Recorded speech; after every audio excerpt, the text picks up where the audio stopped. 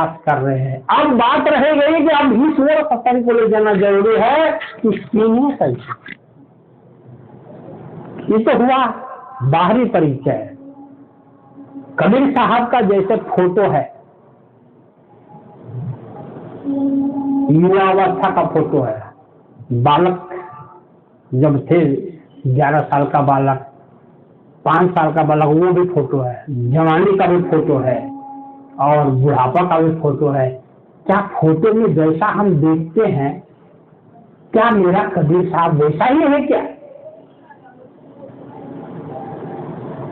सूर्य का फोटो बना के हमको दिखा दे कोई, सूर्य का फोटो बना सकते हैं? कोई बना देंगे किताब में पेंट करके बना देंगे ना जी, उस तरह से ज्योति दिखा देंगे चारों तरफ, है ना, बीच में घनघोर गोल बना देंगे तो, लेकिन क्या वो सूर्य है? या सूर्य का फोटो बन नहीं सकता, सूर्य का दर्शन हो सकता है। तो कबीर साहब का जो फोटो हम लोग बनाए हैं ना, वो फोटो जबरदस्ती बनाने का कोशिश किए हैं कि ये मेरा गुरुजी है, तो वो मेरा गुरुजी है तो वो गुरुजी को रहना चाहिए हमेशा। परमात्मा तो नित्य अनादि है, परमात्मा क्या है? हमेशा रहने वाला सत्ता है, 4 दाग से न्यारा है। लेकिन हमारा कबीर साहब तो भी दिख भी नहीं करता है। दिखता है कबीर साहब?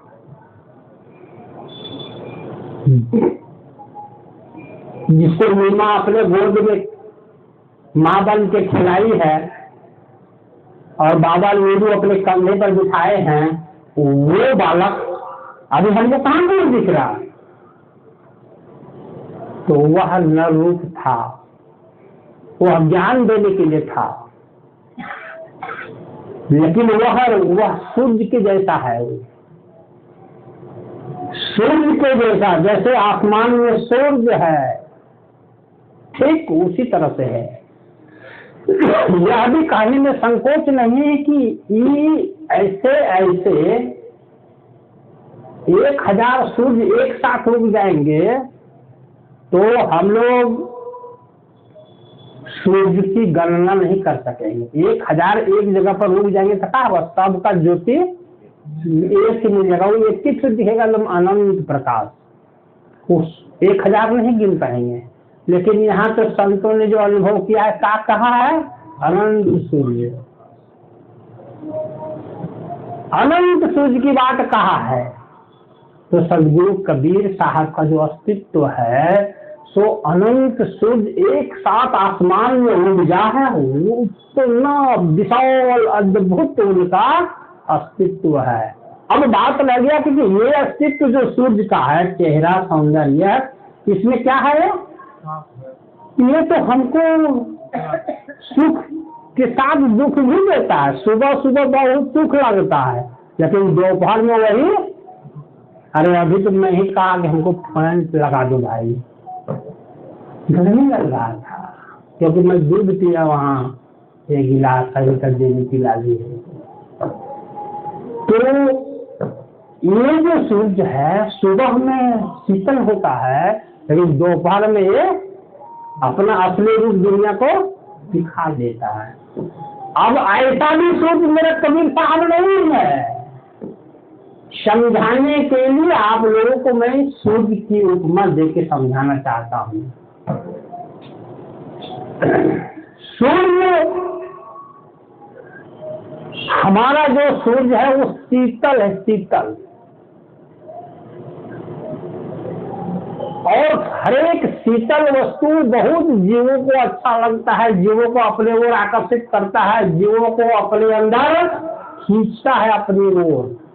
शीतल है वो सूर्य और वह हमेशा रहता है। वह सूर्य की हम लोग किरण है, ज्योति है। वह सूर्य की हम लोग क्या है? किरण है, ज्योति है। सदगुरु कबीर साहब सूर्य है तो हम उनका किरणें हैं, ज्योति है, रश्मियां। हम जब तक उस सूर्य में वापस नहीं प्रवेश करेंगे तब तक कभी भी हमारा 4 दाग वाला दुख नहीं मिटेगा। हमारा जन्म होता रहेगा, काम सताता रहेगा, भूख प्यास लगता रहेगा, माँ के कोख में आते रहेंगे और श्मशान में जलते रहेंगे, जाते रहेंगे। तो दिव्य ज्योति हमारा जीव का रूप है और परम ज्योति सदगुरु कबीर का रूप है। ये दिव्य ज्योति परम ज्योति से अलग जब तक रहेगा, दुख का कभी खत्म नहीं होगा। ये ज्योति परम ज्योति में जाकर के समा जाती है, लीन हो जाती है, प्रवेश कर जाती है, तब हमारे सारे दुख खत्म होते हैं। अब इसके लिए ये ज्योति शरीर में है जिसको हम जीव कहते हैं, तो ये ज्योति उस परम ज्योति में कैसे प्रवेश करे? इसी विद्या का नाम या विधान का नाम क्या कहते हैं? ध्यान कहते हैं। ध्यान करना पड़ता है, सदगुरु की शरण में रहना पड़ता है लंबे समय तक, और सबसे पहले शरीर का कुछ विकार दूर होगा। शरीर का विकार के बाद किसका विकार दूर होगा? मन का विकार दूर होगा, और शरीर का विकार और मन का विकार दूर होने के बाद क्रिया मिलन की तैयारी अपने आप अंदर में घटित हो जाता है। जैसे शरीर और मन पवित्र हुआ, परमात्मा विलंब नहीं करते जीव को अपने अंदर लेने के लिए, लेकिन जब तक हमारा मन निर्मल नहीं होता है तब तक कभी भी परमात्मा का दर्शन नहीं होगा। यही ज्ञान को समझने के बाद, सदगुरु की सेवा सत्संग करने के बाद, सदगुरु के गुणों को सुनने के बाद, यही भेद वक्त के सदगुरु जो होता है, शरीर में जो होता है, जो ज्ञान को अपने अंदर छिपाए हुए है, उससे भेद लेकर के ध्यान करना पड़ता है। और ध्यान करते करते करते हमारी ये जो शरीर में जो जीव है, जिसको आत्मा कहा जाता है, वैसे तो आत्मा अलग सकता है, लेकिन आप लोगों को समझाने के लिए उसको मैं सीधे आत्मा ही बोलता हूँ कि जो शरीर में आत्मा है, ये आत्मा शरीर में रहते हुए परमात्मा में क्या करता है? जाते हैं, समा जाता है। और परमात्मा में जब ये समा जाएगा ये आत्मा, तो आपके बारे में आपके गुरु जी नहीं कहेंगे कि तहरा के मोक्ष हो गए बाबू, परमात्मा की कृपा हो गए बा, तो बड़ा भाग्यशाली बनी। गुरु जी को नहीं कहे, गुरु जी ठग गए सब बोलते हैं। तो गुरु जी को आप जाकर दो कि हे स्वामी, हे साहेब, मेरे साथ आज ऐसी घटना घट गई। क्या घटना घट गई? जो इस शरीर से ज्योति गनगनाते हुए शरीर के ऊपर उठी, शरीर के ऊपर निकल गई और जाकर के परमात्मा में समा गई। तब गुरु जो है, सच्चा गुरु जो होता है, शिष्य की ऐसी बात शिष्य जब बताता है कि ऐसे मेरे अंदर हुआ है, तब गुरु मुस्कुराता है, मंद मंद मुस्कुराएगा आपके अनुभव को देखकर, आपके दिव्य ज्योति परम ज्योति के मिलन को सुनकर, और कहेगा कि ओह, इस पर प्रभु की कृपा हो गई है। और वो मुहर मार देगा कि हाँ, यही सदगुरु का कार्य था, ये सदगुरु ही कर सकते थे, वो कर दिए है। अब आपका परमात्मा से परिचय हो गया। शरीर रहेगा जब तक तब तक आपको कर्म करते रहना है। भोजन के लिए व्यवस्था करना है, मेहनत। भक्ति के लिए सत्संग, सद्गुरु का दर्शन और जीवन में आनंदित रहने के लिए दिव्य दिव्य कर्म करते रहना है। जब शरीर का प्रारब्ध पूरा खत्म हो जाएगा, वो दिन शरीर और 5 प्राण अलग हो जाएंगे, स्वतः अलग हो जाएंगे और पीड़ितों जीव को मालूम है पहले से कुछ न कुछ अंधकार नहीं है। पिया मिलन तो हो चुका है, शरीर और प्राण सिर्फ अलग होंगे। ये सिद्ध का अनुभव है। यहाँ पर जो मान्यता है, मान लेते हैं हम लोग कि गए गुरु जी के पास, आप मेरे ही पास आए, मान लो मेरे गुरु मान लेते हो, आए चढ़ावा चढ़ाए, सेवा किए, फूल चढ़ाए, कपड़ा लता लाए, धन दौलत ला के दिए और फूल न समा रहे हैं गुरु जी की, तो मैंने सेवा किया, मेरा तो मोक्ष हो ही जाएगा, मैं आपको कह रहा हूँ नरक चले जाऊंगी। ऐसा कोई नहीं बोल सकता। आप धन चढ़ा दोगे तो धन का कल्याण हो जाएगा, फूल चढ़ा दोगे तो फूल का कल्याण हो जाएगा, है ना। और सेवा करोगे खूब शरीर से तो क्या होगा, शरीर का कल्याण हो जाएगा, आत्मा का कल्याण नहीं होगा। आप मेरे ज्ञान को निर्णय, ये सब पुरुष का ज्ञान है, और उस ज्ञान को पाने के लिए सत्संग कीजिए, सेवा कीजिए, बढ़ चढ़ के हिस्सा लीजिए, शक्ति को नहीं छुपाइए। उसके बाद ध्यान कर कीजिए, और ध्यान कीजिएगा तब ये आत्मा इस शरीर से निकल के परमात्मा में आपको समा जाएगा। वो आपको पता चलेगा, पहले गुरु जी को पता चलेगा बाद में। ऐसा जब कोई गुरु सिखलाता है तो उस वैसे गुरु के शरण में रहना चाहिए, क्यों कबीर साहब का संदेश इस दुनिया में है।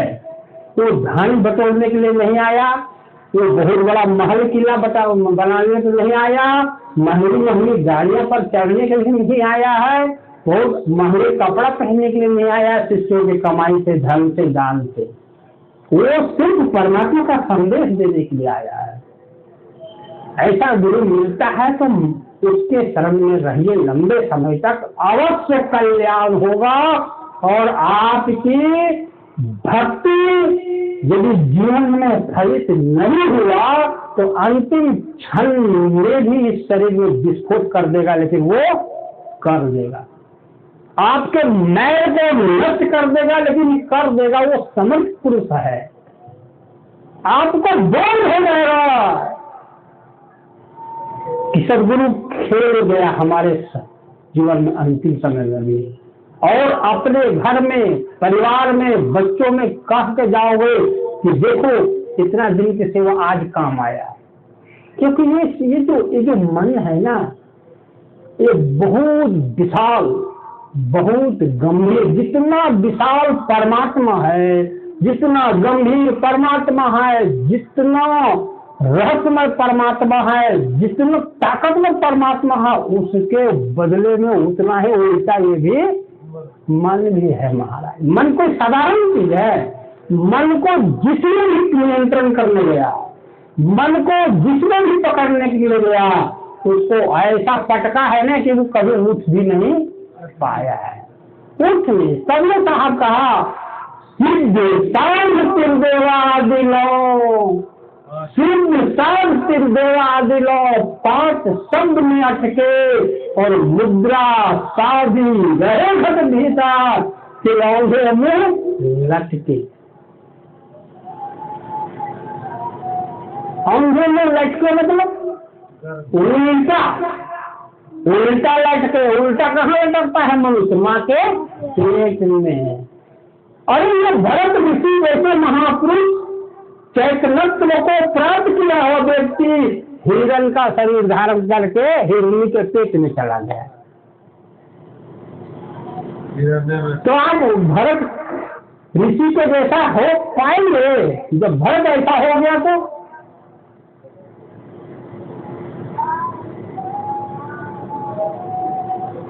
तो यह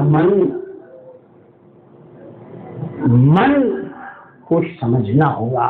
सदगुरु के भक्ति में सिर्फ मन को ही समझना है मेरे भाई। मन को जितना अच्छा से समझ गए भक्ति उतने अच्छी होगी, तब भक्ति सहयोग कहलाती है।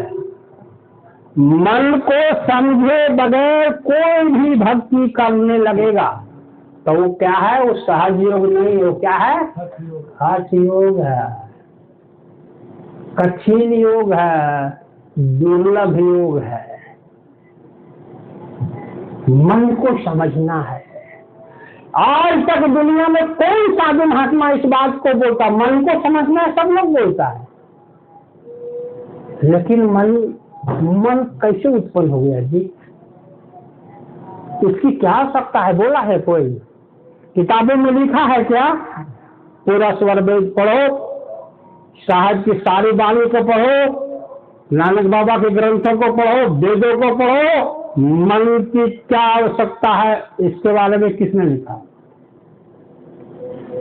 जब मन शैतान है, मन काल है, मन निरंजन है, मन जीव को भून भून खाता है, इसको बहुत दुख देने में मजा आता है, जन्म देने में, मारने में, काम पैदा करवाने में, तो फिर ऐसा मन को क्यों पैदा होने दिया परमात्मा? और फिर परमात्मा को जब बोलोगे सर्वशक्तिमान है, तो ये मन को काहे नहीं नियंत्रण कर रहा है? इसका मतलब जी परिभाषा सूट नहीं कर रहा है जी। इसका मतलब जो परिभाषा बनाए गलत है, नहीं बेवकूफ हो, नहीं जानते हो,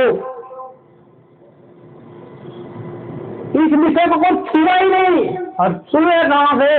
उनके विवेक में आया ही नहीं, सीधा चोर जैसे दुनिया को लिख दिया, किताब में पढ़ा लिख दिया, अपने किताबों में वेद में पढ़ा लिख दिया, साहिब के बारे में पढ़ा लिख दिया कि मन निरंजन है, मन काल है।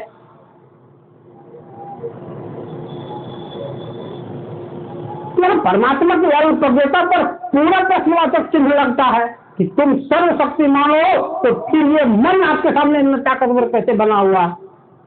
तुम्हारे जीवों को कैसे सुधार रहा है? तुम इतना ताकतवर हो तो शैतान पैदा भी होगा, तुम इसको नियंत्रण काहे नहीं कर रहे हो?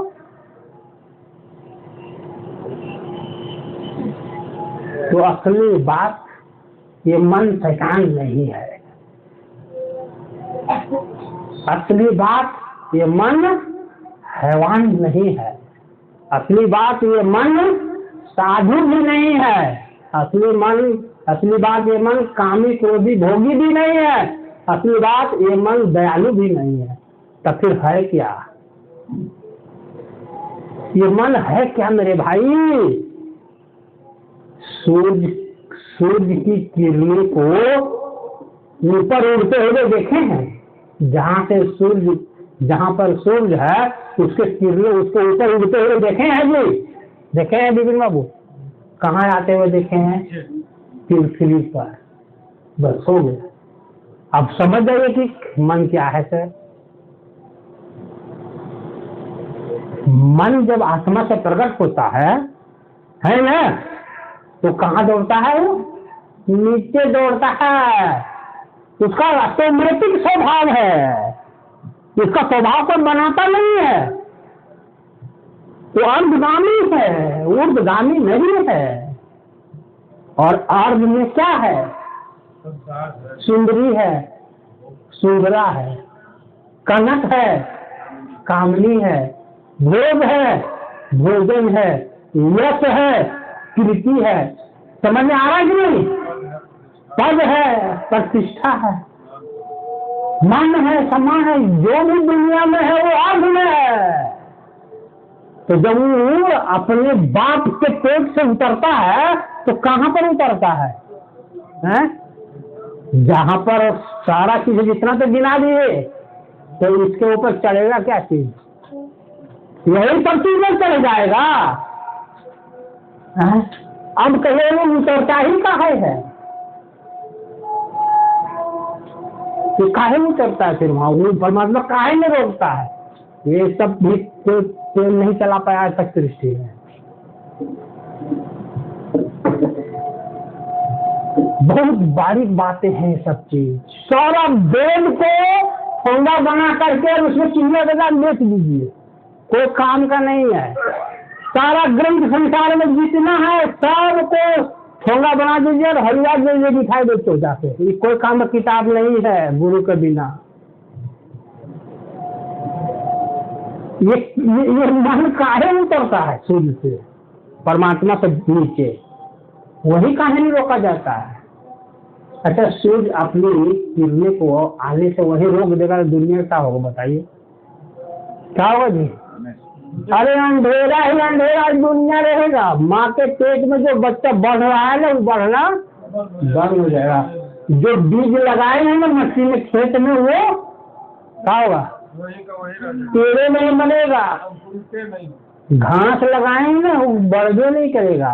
गाय का चारा लगाए हैं, वो भी नहीं बढ़ेगा। है तो परमात्मा दुर्बक है क्या? उस किरण को दुनिया में भेजना ही पड़ेगा। अच्छा, ये गंगा कहाँ से निकलती है? हिमालय के पहाड़ से। पहाड़ भी पिघलता है, बर्फ है ना, बर्फ हो तो बर्फ पिघलता है। और दूसरा जमीन के अंदर से भी निकलती है, तो सब मिलकर के वो पानी पिघल के आता है। तब पहाड़ के ऊपर पानी दौड़ता है। विचार करो जरा सा, आप लोग को समझ में आ रहा है मेरा बात की नहीं? पहाड़ से गंगा निकल रही है तो ऊपर भागने का, ऊपर में तो खाली जगह है, ये नीचे ढलान में दौड़ती है। तो काहे दौड़ती है? ऊपर पानी की जरूरत है किसी को? ऊपर में खेती बाड़ी होता है? ऊपर में आदमी है क्या? गाय गोरू है भी जिसको पानी की जरूरत है? जल कहाँ है? इसलिए तुम नीचे दौड़ता। परमात्मा कहते नीचे दौड़, तुम्हारी आवश्यकता दुनिया को है।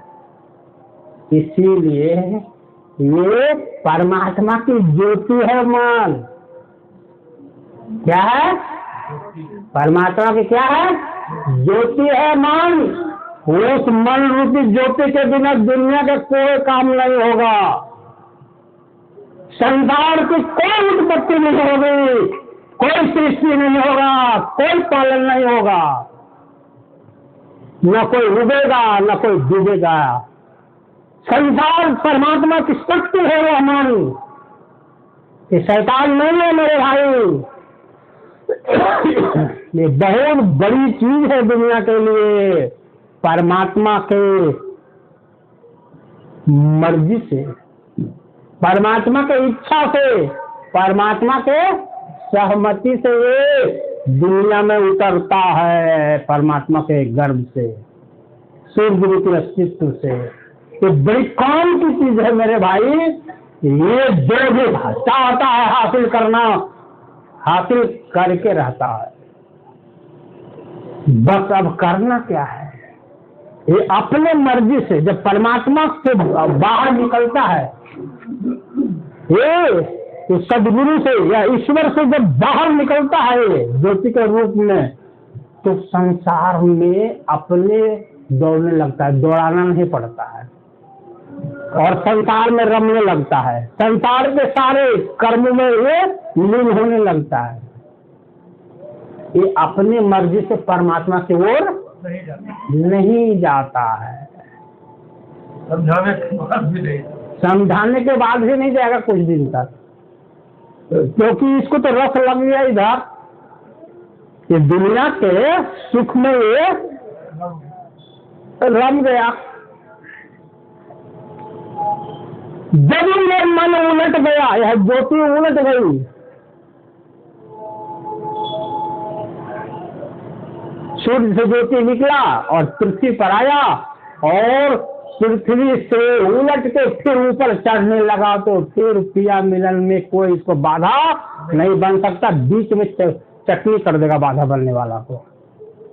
इतना ताकतवर चीज है ये। ऊर्जा है, मन एक ऊर्जा है, एक ज्योति है, और यह ज्योति जब और गमन करती है तो परमात्मा खो जाता है, परमात्मा भूला जाता है, और संसार प्रगट ही प्रगट रहता है। रिश्ते नाते दुनियादारी भोग, भोजन, धन, दौलत प्रकट रहता है, और ये जब मुड़ जाता है संसार से फिर परमात्मा में जाने के लिए, तो फिर परमात्मा छिप के भी छिप नहीं पाता है, जाकर मिल के ही रहता है। अब यहाँ पर बात रह गई कि इस मन को कौन ये बात बताएगा, इस मन को कौन समझाएगा? तो यही है सत्संग का काम, ये सदगुरु की भक्ति का काम है, सदगुरु की सेवा, सदगुरु का बुद्धि, सदगुरु का विवेक से मन को ठीक ठीक जानकारी प्राप्त होगा कि मन का आवश्यकता क्या है, मन की नीड क्या है। अरे तुम यहाँ भी रहो तब भी मन की आवश्यकता है, और वहाँ भी रहो तब भी मन की ही सिर्फ आवश्यकता है। मन से बड़ा ना कोई सृष्टि में। कृष्ण ने कहा है कि मैं इंद्रियों में सबसे बलवान क्या हूँ? मन हूँ। नदियों में मैं रूप क्या हूँ? मैं गंगा हूँ। क्षत्रियों में मैं क्या हूँ? राम हूँ। सब कुछ तो बताया है गीता में, गुरु के बिना जग अंधियारा। सब मन ही है। राम जी मन है, कृष्ण जी मन है, बुद्ध महावीर सब मन है। सदगुरु जब यही लोगों को मिलता है तब ये मन भक्त होता है, साधु होता है। मन जब प्रकृति में उतरती है तो संसार का अस्तित्व हरा भरा फूल बगीचा के जैसे रहता है।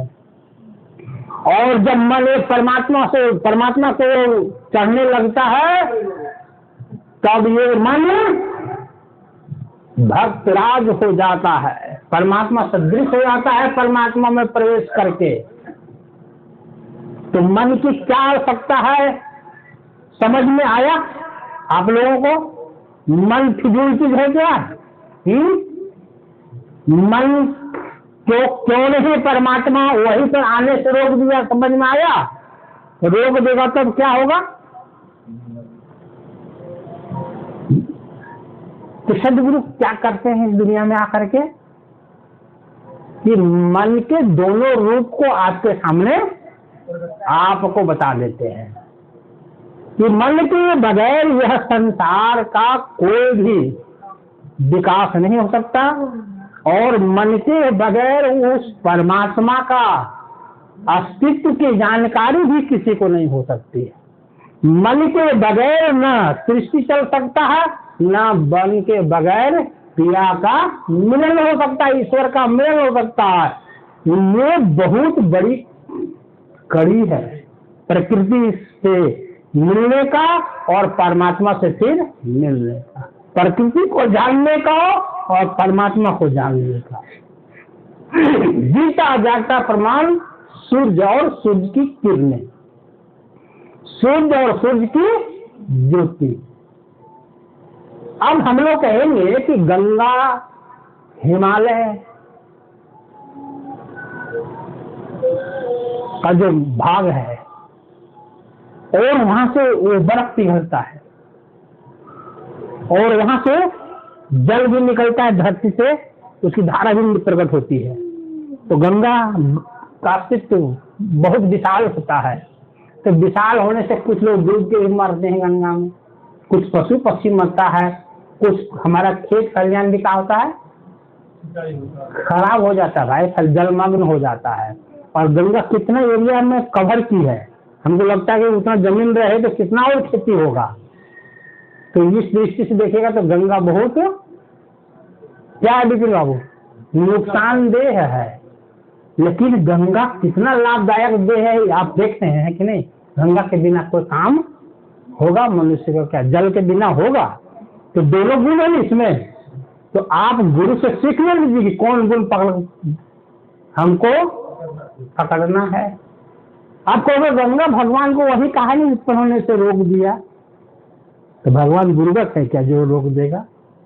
क्योंकि हम आपको इसलिए समझा रहे हैं कि आप दैनिक भाषा में समझ भी नहीं सकते हो। वेद तो पढ़ा है आपके सामने जन्मों जन्मों से। भगवान कृष्ण की वाणी आपके सामने है गीता के रूप में, कहाँ है समझा? साहब की वाणी को छोड़ो, साहब को बहुत लोग इनकार भी किया। कृष्ण की वाणी को तो मानोगे ना जी, वेद को तो मानोगे ना।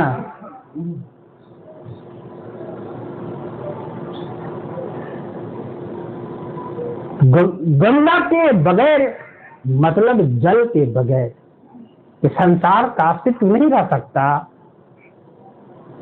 सूर्य की किरणें तेज रश्मि के बगैर यह संसार का विकास नहीं हो सकता।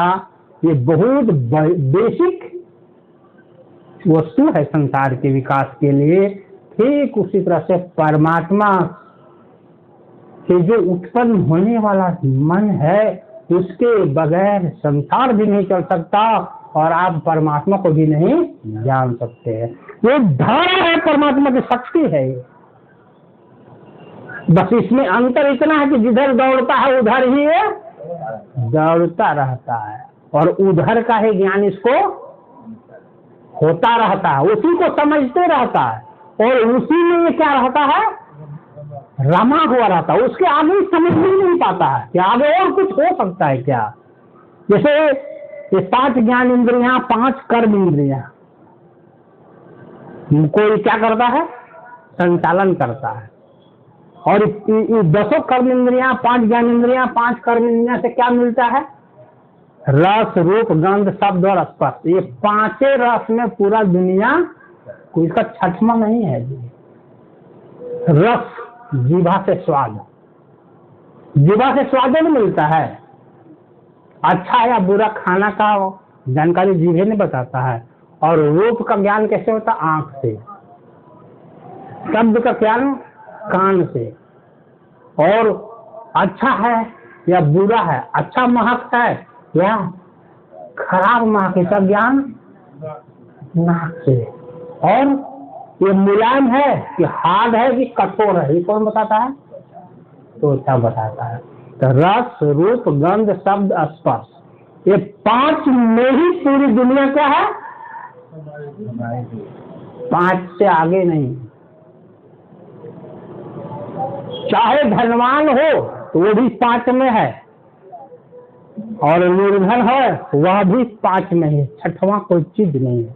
रस, रूप, गंध, शब्द और स्पर्श। तो ये मन जब अर्धमुखी रहता है शरीर के माध्यम से, तो ये 5 में ही लवलीन रहता है, उसको खोजने पर लगा रहता है। ये जब हम आपका हाथ छूते हैं अपने उंगली से तो हमको लगता है कि स्पर्श सुख मिलता है, लेकिन यही हाथ जब कमल के फूल को छूता है, गुलाब के पराग को छूता है, तो कहते हैं ना उससे ज्यादा मुलायम ये है। ये आपका हाथ छुएंगे तो महक नहीं मिलेगा, तो उसको छुएंगे, कमल के फूल को छुएंगे, गुलाब के पराग को छुएंगे, तो हाथ में भी खुशबू आ जाएगा, मुलायम कोमल। गुलाब के फूल को हम देखते हैं तो उसमें रंग दिखाई देता है ना, जो रंग का हो। अच्छा, उसके अंदर और क्या रहता है, कोमलता दिखाई देता है, उसमें रस भी है, सौंदर्य भी है। और सबको निचोड़ के निकाल लीजिए, क्या बचेगा, उसको फूल बोलेंगे हम, नहीं बोलेंगे। तो ये सारा ज्ञान किसके माध्यम से हो रहा है, मन के माध्यम से हो रहा है।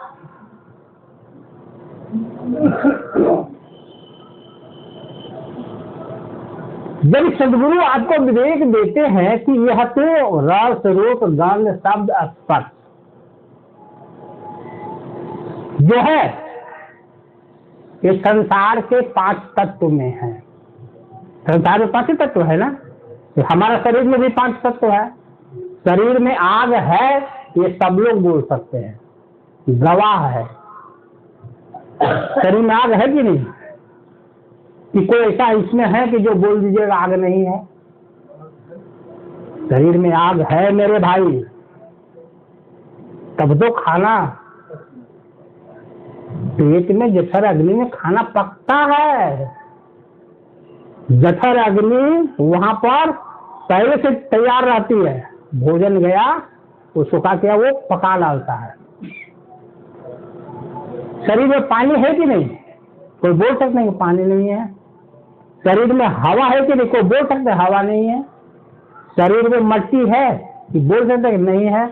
और शरीर में आकाश है, कोई बोल सकते हैं कि नहीं है।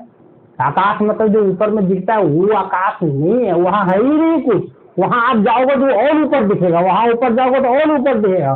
ये कुछ नहीं है, दूरी होने के चलते दिखता है। आकाश एक तत्व, मिट्टी एक तत्व है, वायु एक तत्व है, जल एक तत्व है, वैसे आकाश भी एक तत्व है। उसका रंग साहब ने कहा काला है, उसका स्वाद कहा चरपरा है। मिट्टी का रंग बोला, उसका स्वाद बोला है। जल का रंग बोलेगा, स्वाद बोला है। वायु का रंग बोलेगा, स्वाद बोला है। सब चीज कैसा, अग्नि का रंग बोला, उसका स्वाद बोला है। हमने कई सत्संगों में इसकी व्याख्या किया है। तो रंगहीन गंधहीन और रस नहीं है वो। मर्जी खा के बताइए, आपको पता चल जाएगा कैसा लगता है। खा के दिखाओ, पानी पी के दिखाओ। पानी बोलते रही मीठा पानी नहीं है जी, बोलता है ना जी, इसका मतलब मीठा है उसमें। श्वेत कैसा है, रंग कैसा उसका, श्वेत है। ऊपर से गिरा ये पानी को, एक लोटा पानी लीजिए और सूर्य भगवान को अलग दीजिए तो जब चमकता हुआ नीचे गिरेगा, सफेद है। आग कैसा है, लाल है। और स्वाद आग आग वो एकदम उसमें भी चरपरे ही है, खट्टा मीठा तीखा सब मिक्स है। वायु कैसा है, वायु का रंग हरा है और स्वाद खट्टा है। ढकार मारिए ने खा के जब पेट में खाना नहीं पचा उसके बाद पता चलेगा शुद्ध रूप में। ये सदगुरु कबीर साहब ने इस दुनिया को बताया है साफ साफ। हम लोग जब केमिस्ट्री पढ़ते थे, रसायन शास्त्र, उसमें लिखा है कि ये पांचों तत्व जो है से स्वाद विहीन है, रंग विहीन है। स्वाद नहीं है इसमें, रंग नहीं है। जब हम लोग बहुत दिन के बाद की बात है, बोले ये तो वैज्ञानिक लोग तो फेल हो गए इस विषय पर, ये या तो साहब फेल है। साहब ने कहा पांचों का रंग है, पांचों का स्वाद है, और यहाँ तो कुरूप है ना जी। आवाज, पांचों का आवाज भी है। हवा जब आसमान में चलता है तो कैसा लगता है, सर सर सर सर, कहीं अगर उसमें आवाजें नहीं है। आग आग लगा हुआ है, क्या कहता, भक भक भक भक, सुने कि नहीं गलत बोल रहे हैं। हाँ, मिट्टी का आवाज क्या है, ठस ठस, और पानी का चुर चुर चुर चुर। पटाखिए बन जाएगा, देखिए समझ में आ जाएगा। शब्द को प्रमाणित करके सदगुरु ने कहा है।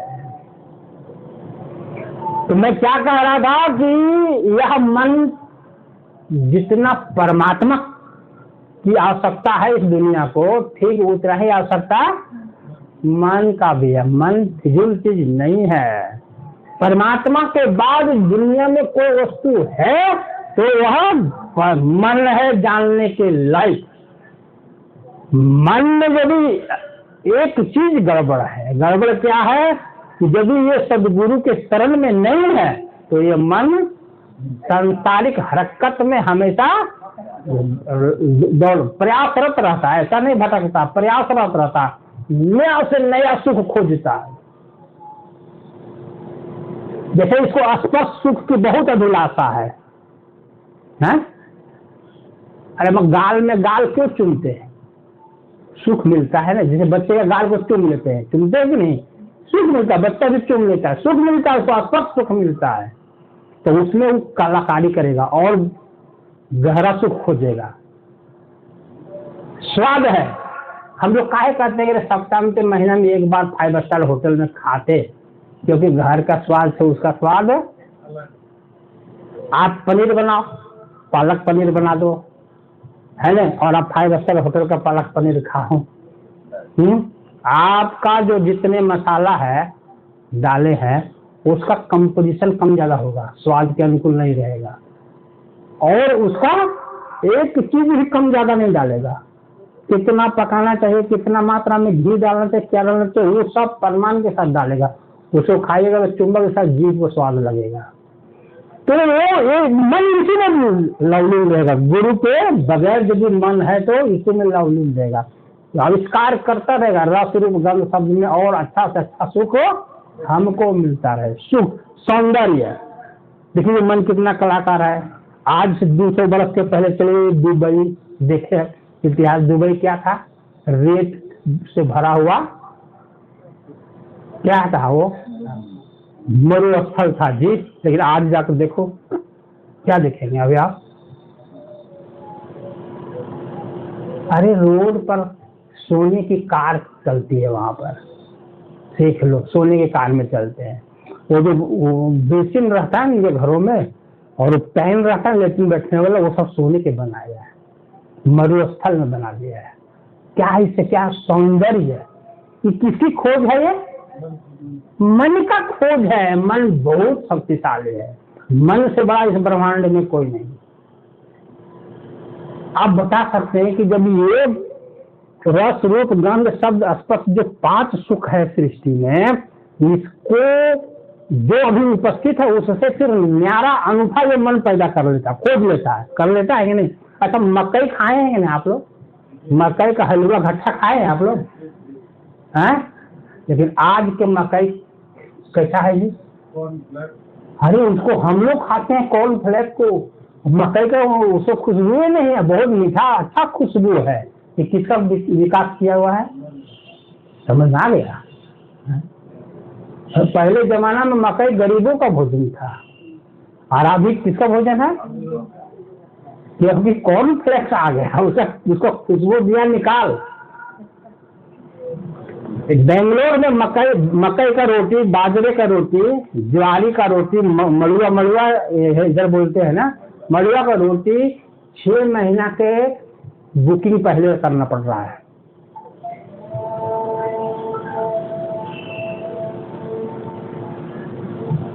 तो क्या कर दिया? सब नेचुरल जो स्वाद है ना उसको पकड़ लिया है, एकदम उसका स्मेल हटा दिया है। तो ये मन जो है बहुत शक्तिशाली है। प्रकृति में जब ये अनुसंधान करता है तो ये सीमा पर का पार कर जाता है, खोजते खोजते।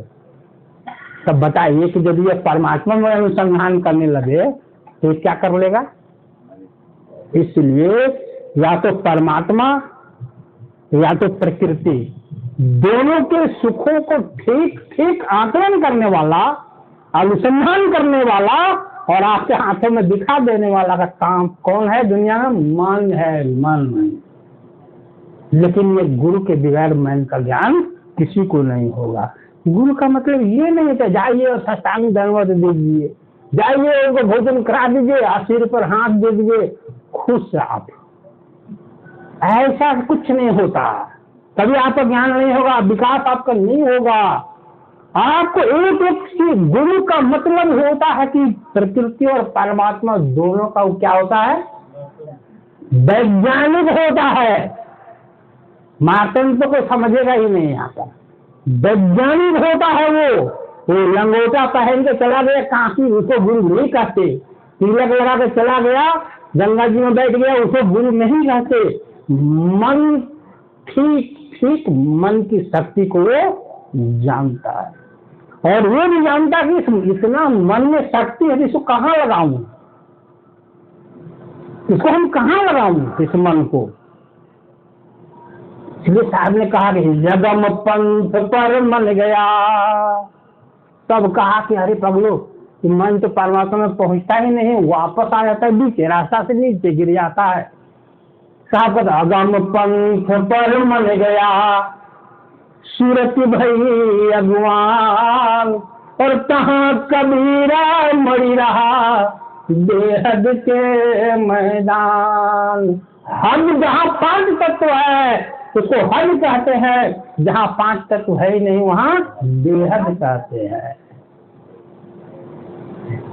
वहाँ नहीं शब्द पुरुष है, चेतना का झील है, प्रकृति पार है। तुलसी बाबा ने कहा प्रकृति पार, प्रकृति पार प्रभु सब उर्वासी, ब्रह्म निरीह धीरज अविनाशी।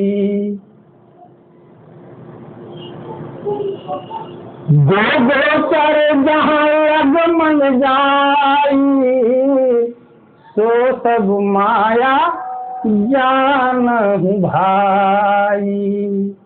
क्या नहीं कहा है जी, लेकिन कौन बताए इस दुनिया को कि कौन बताएगा? बिना बताए दुनिया को कैसे पता चलेगा कि इस प्रकृति पार क्या चीज लिखा है? वो ब्रह्म है, इच्छा रहित है, मतलब 5 इच्छाओं से परे वाला परमात्मा को रस रूप गंध शब्द स्पर्श की इच्छा नहीं, क्योंकि वो अपने रस है, अपने सौंदर्य है, अपने रूप है, अपने स्वाद है। समझ में आ रहा है? उसको दूसरे से लेने की, जैसे अमेरिका को कह सकते हैं आत्मनिर्भर। मोदी जी कहते हैं ना भारत को मैं क्या बनाऊंगा? आत्मनिर्भर। आत्मनिर्भर इनको तकलीफ हो बैठने के लिए कुर्सी दीजिएगा। क्या सामने कुर्सी है? शरीर से तकलीफ होगा तो बैठ नहीं पाइएगा, बैठ नहीं पाइएगा। और शरीर नहीं बैठे, कोई दिक्कत नहीं, बैठिए। तो आत्मनिर्भर का मतलब क्या होता है? अमेरिका आत्मनिर्भर क्यों है? कोई भी जो उपयोग का दौलत है, जरूरत है मनुष्य को, वो सब अपने ही देश में बना लेता है, पैदा कर लेता है और दूसरों को भी देता है। और जो देश दूसरे देश में निर्भर रहता है वो आत्मनिर्भर कैसे हो सकता है? उसी तरह से आत्मनिर्भर जो होता है उसमें 5 रस रूप शब्द स्पर्श दूसरे से नहीं लेना पड़ता, उसमें अपने अस्तित्व में उसको भरपूर है। तो मन बहुत बड़ी चीज है इस दुनिया में। हम बहुत पहले सोचा था कि इसके ऊपर प्रकाश डालूंगा, लेकिन समय हम अनुकूल नहीं देखे थे, इसलिए नहीं बताए। आज भी अनुकूल स्थिति नहीं था।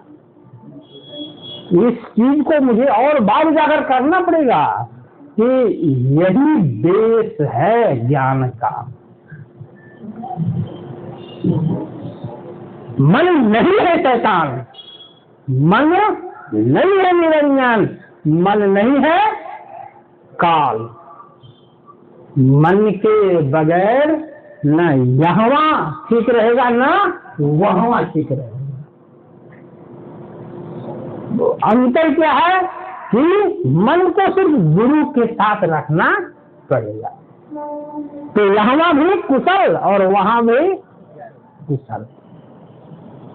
मन का संबंध गुरु से जोड़ना है, मन को गुरु में नियोजित रखना है, मन को गुरु के बुद्धि विवेक से जोड़ देना है, तब यहाँ भी हरा भरा रहेगा, वहाँ भी हरा भरा रहेगा। मन ज्ञानी रहेगा दोनों देशों के अंदर, यहाँ रहेगा तो भी ज्ञानी रहेगा, वहाँ भी रहेगा तो ज्ञानी रहेगा। यहाँ रहेगा तो प्रकृति को ठीक ठीक ये समझेगा, 5 रस को समझेगा, दुनिया को समझेगा, आपको सुख देगा।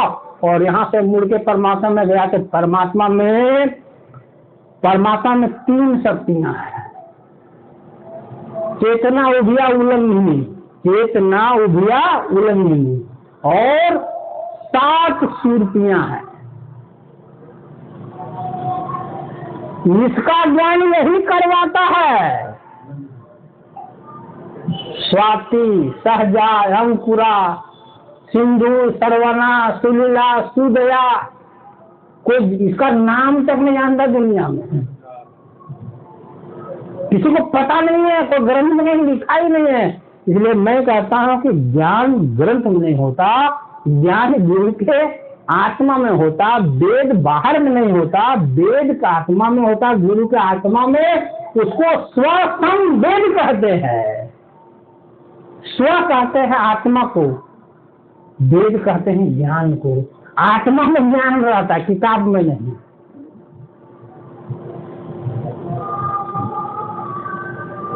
तो ये 7 दिव्य सुरतियां हैं जो परमात्मा के सौंदर्य को क्या करती है, प्रकट करके जीव को दिखाती हैं, परमात्मा के शब्द को दिखाती हैं।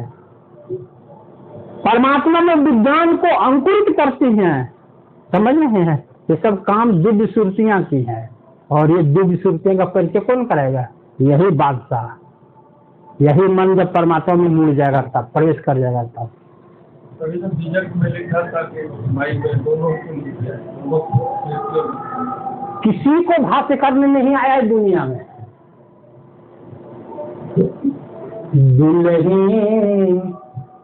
दुल्हिया काहे न धोवाई।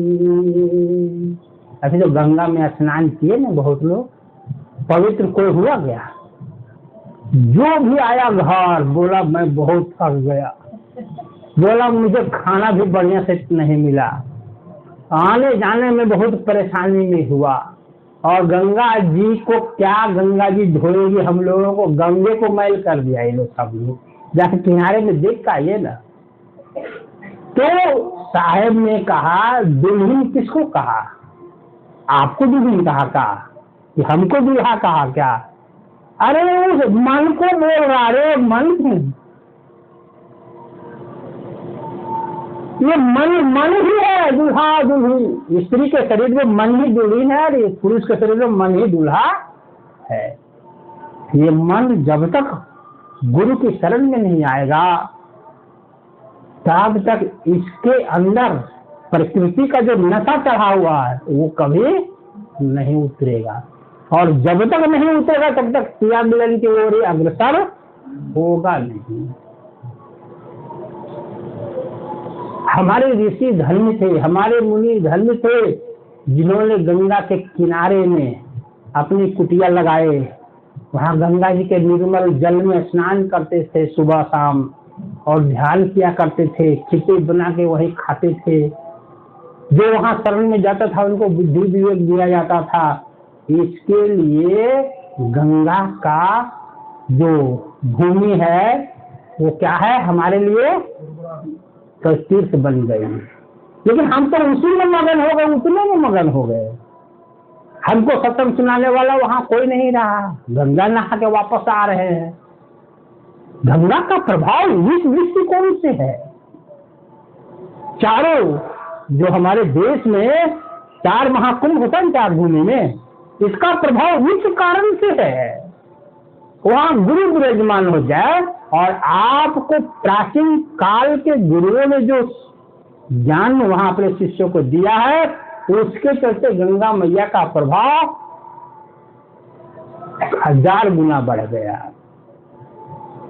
और गंगा का जल परम पाक नहीं, ऐसा नहीं है जी, क्यों नहीं कीड़ा मकोड़ा होता उसमें?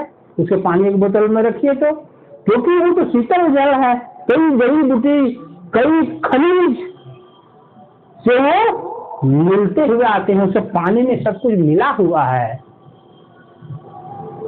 लेकिन सब क्षेत्र में गुरु के बिना जग अंधियारा है। तो हमको लगता है कि मन के बारे में आप लोगों को आज पता चल गया होगा कि मन शैतान नहीं है, मन निरंजन नहीं है, मन काल नहीं है, मन दुष्ट नहीं है, मन दुर्जन नहीं है। मन बहुत उपयोगी, शाश्वत, सनातन, सच्चा वस्तु है। लेकिन ये संगत जैसा करता है वैसा ही प्रभाव इसके ऊपर रहता है। 2 बच्चा आपके यहाँ एक ही दिन जन्म हो, और एक बच्चा को स्विट्जरलैंड में रख दीजिए, और एक बच्चा को जंगल में जाकर रख दीजिए आदिवासियों के पास।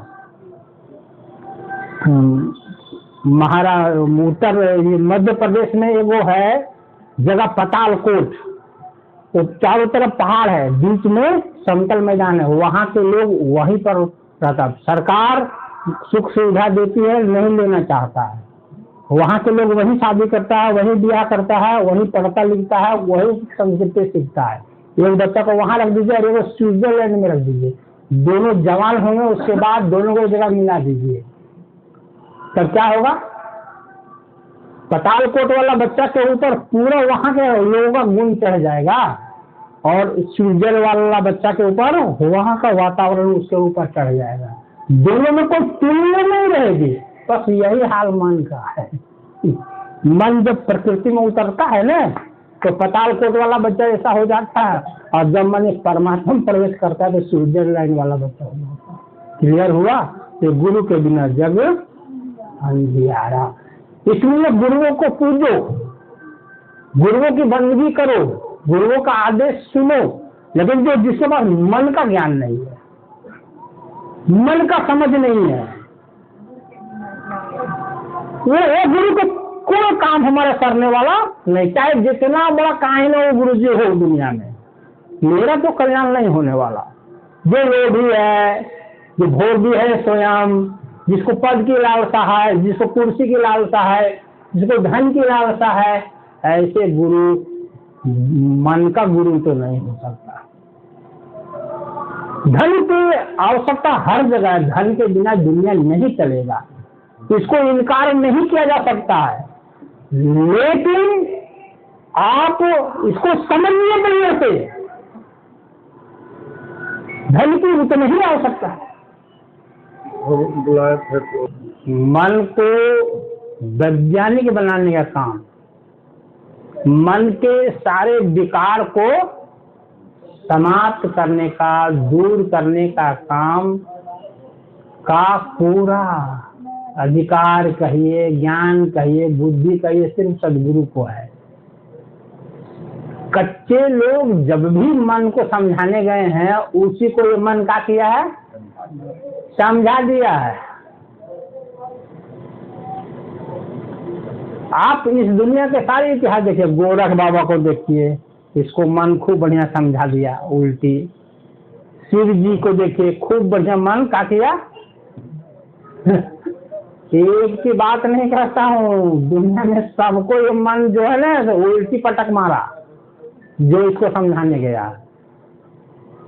ये मन सिर्फ समझता है सदगुरु से, और किसी ने नहीं समझता है। क्योंकि मन को पता है बढ़िया से कि सतगुरु यदि हमको परमात्मा का संदेश दे रहे हैं तो ये सदगुरु हैं, इसीलिए दे रहे हैं।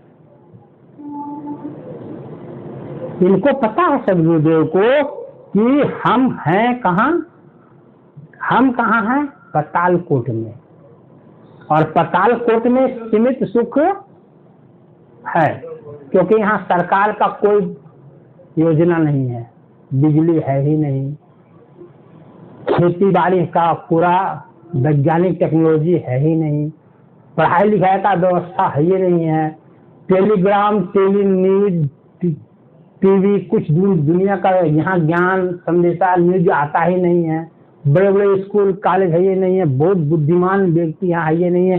तो यहाँ के लोग कैसा होगा, अधूरा रहेंगे। पाताल कोट का उदाहरण देने का मतलब है कि ये मन इस दुनिया में जब रहता है तो उसी तरह से रहता है, और जब सदगुरु इसी मन को मिलते हैं तो एक बार नहीं, दो बार नहीं, 1000 बार सदगुरु एक ही बात को बोलते रहते हैं, परमात्मा का संदेश देते हैं, परमात्मा के सुखों को क्या करते हैं, हमेशा बखान करते हैं। हमारे मुख से कभी भी कोई भी चीज का मखान कोई नहीं सुना होगा। कहीं से कथा शुरू करे, भजन कहीं से कोई शुरू करे, लेकिन अंत में हम वहीं पर ले जाएंगे जहाँ परमात्मा है। कोई भी प्रसंग में उठाऊंगा तो अंत चाहते के परमात्मा के केंद्र में करता हूँ, क्योंकि परमात्मा से बहुमूल्य सत्ता कोई दुनिया में है ही नहीं।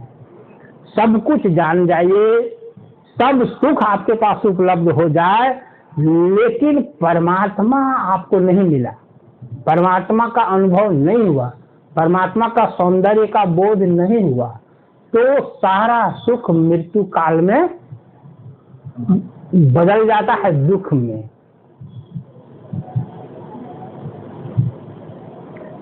तो यह मन को, मन के स्वभाव को, मन का जो आचरण है प्रकृति में पांचों रसों में दौड़ने का, इसको बदल देने वाला बार बार कोशिश करके उसका नाम सतगुरु है। ये मन सदगुरु को भी झपट्टा कभी कभी मारता है। ये सांप पकड़ने जाइएगा तो जल्दी हाथ में आ जाएगा जी, तो सपेरा को भी डस डालता है, लेकिन उसके पास जड़िया रहता है, तुरंत क्या करता है, रगड़ देता है, उसका असर नहीं करता। तो उसी तरह से सदगुरु को ज्यादा मानता है, सदगुरु तो उसके पास विषय नहीं लगता है सदगुरु को, तब यही सब सांप सोचता है वो इसको तो कोई प्रभाव ही नहीं पड़ रहा है, तब नियंत्रण में आ जाता है। समझे कि नहीं? कोई भी भक्त ऐसा नहीं है कि जिसको ये मन झपटा नहीं मारा हो।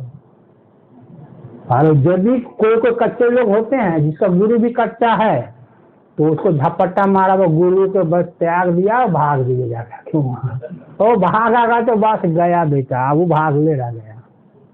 कुछ समझ नहीं पाता इस चीज को, क्योंकि आप अपने बच्चे पर निर्भर करो। आपका बच्चा तंबाकू खाता है, उदाहरण देता हूँ, आपका बच्चा शराब पीता है, आप उसको समझाने लगे तो देखिए कभी कभी रीढ़ जाएगा आपके ऊपर, क्रोध हो जाएगा, उसको क्रोध हो जाएगा, बार बार बोलिएगा उसको तो है कि नहीं, चिढ़ जाएगा। लेकिन आप सह जाइए, बोलते जाइए, समझाते जाइए, एक समय एक दिन क्या करेगा, वो झुक जाएगा जी। बस यही काम तो मन महाराज का है।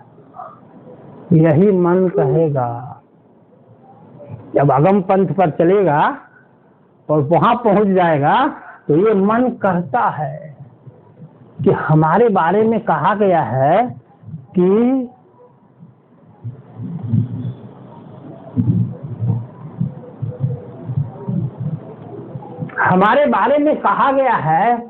कि 14 असंख्य चौकड़ी युग तक हम परमात्मा को नहीं देख सकते हैं, परमात्मा का मुंह नहीं हम देख सकते हैं, परमात्मा में प्रवेश नहीं कर सकते हैं। लेकिन सदगुरु आज मुझे समझ में आ गया कि भारत का संविधान बदल कोई सकता है तो पार्लियामेंट ही बदल सकती है, मतलब तुम ही बदल सकते हो। सदगुरु मुझे आज बदल दिया, मतलब हम 14 असंख्य चौकड़ी युग के पहले भी इसमें प्रवेश कर सकते हैं, और इस तुम्हारी करनी से। बात समझ में आ रहा है? तो सदगुरु भक्ति कितनी महान है, कितनी श्रेष्ठ है हम मनुष्यों के जीवन में, इस महत्ता को समझ में आया कि नहीं आप लोगों को? सब लोग दूर से आए हैं, थके हुए भी हैं, हमको लगता है आज आप लोग आराम कीजिए,